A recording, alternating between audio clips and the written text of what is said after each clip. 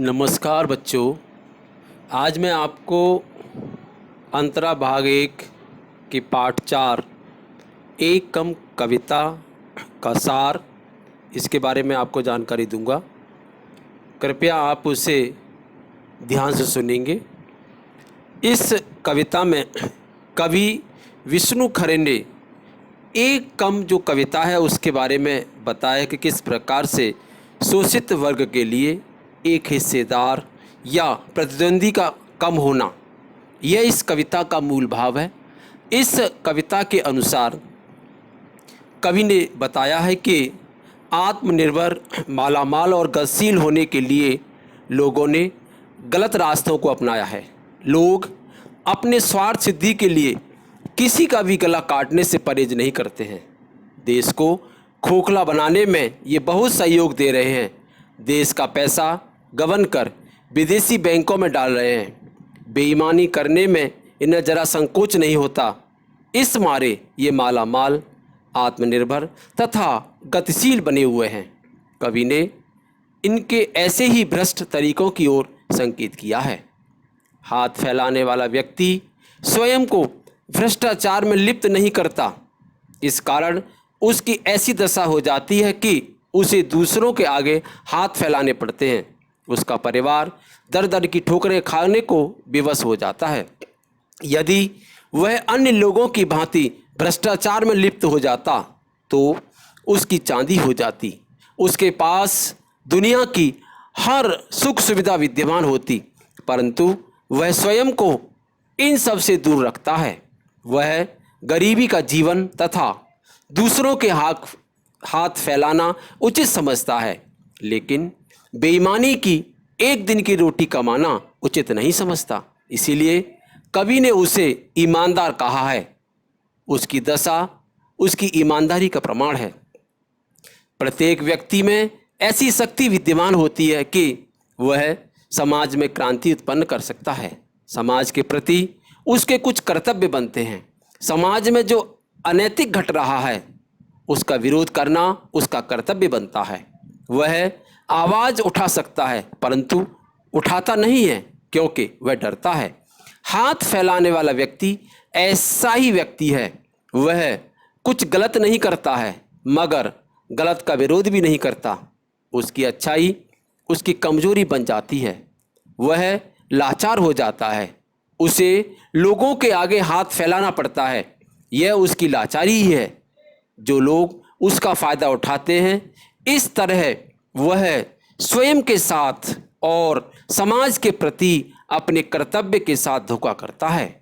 यही कारण है कि कवि ने उसे लाचार, कमज़ोर तथा धोखेबाज कहा है। आगे हम बात करते हैं तो कवि इन पंक्तियों के माध्यम से संबोधित करता है जो भ्रष्टाचार तथा अनैतिकता में लिप्त है। कवि कहता है कि तुम्हें मुझसे डरने या प्रतिस्पर्धा करने की आवश्यकता नहीं है, क्योंकि मैं तुम्हारा प्रतिद्वंदी नहीं हूँ।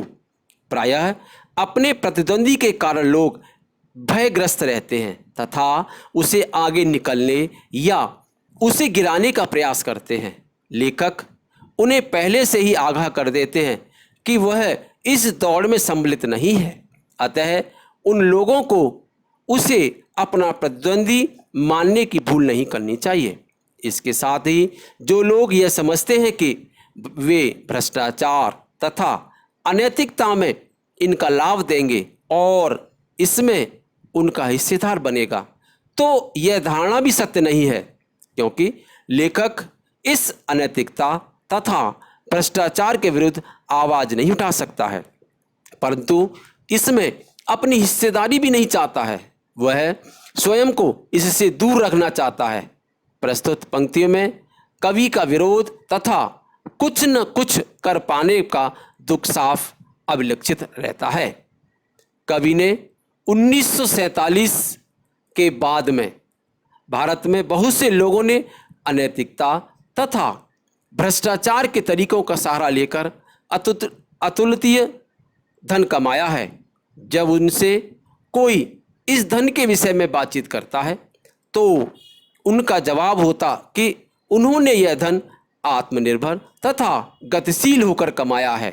अर्थात इस धन को कमाने के लिए उन्होंने स्वयं पर विश्वास रखते हुए निरंतर परिश्रम किया है, जिसका परिणाम है कि वे मालामाल और धनवान हो गए हैं। कवि को ये सब मात्र दिखावा लगता है। उसके अनुसार ऐसा तो सभी करते हैं, फिर क्यों सभी मालामाल और धनवान नहीं होते हैं? इस तरह से कवि ने अपने विचारों को यहाँ व्यक्त किया है। अब आगे बताता है कवि के भ्रष्ट लोगों को देखकर भी कवि कुछ नहीं कर पाता, इसलिए वह स्वयं को लाचार मानता है, परंतु यदि प्रयास करता तो शायद कुछ बदलाव हो सकता था।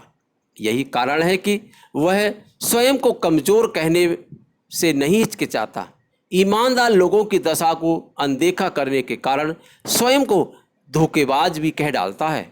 लोगों के भ्रष्ट व्यवहार ने उसके हाथ बांध दिए हैं। वह अपने सम्मुख एक ईमानदार व्यक्ति को हाथ फैलाते देखता है, परंतु हालात उसे विवश कर देते हैं। वह उसकी ऐसी दशा देखकर भी चुप है। यही कारण है कि वह स्वयं को इस प्रकार के नामों से पुकारता है। आगे कवि ने बताया है कि ईमानदार लोगों के समक्ष उसका कोई व्यक्तित्व नहीं है। उनके सम्मुख तो वह स्वयं को नंगा, लज्जा रहित तथा इच्छा रहित मानता है। वह किसी भी प्रकार की प्रतिस्पर्धा और टकराव की स्थिति से दूर रहना चाहता है।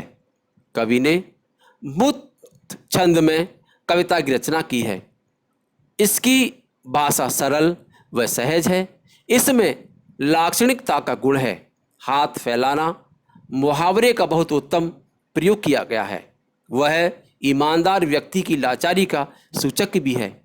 चाय तथा रोटी के माध्यम से उसकी भूख का उल्लेख भी किया गया है। इसके साथ ही 25 पैसे में अनुप्रास अलंकार की छटा बिखरती हुई है। कवि ने मुक्त छंद में कविता की रचना की है। इसकी भाषा सरल व सहज है।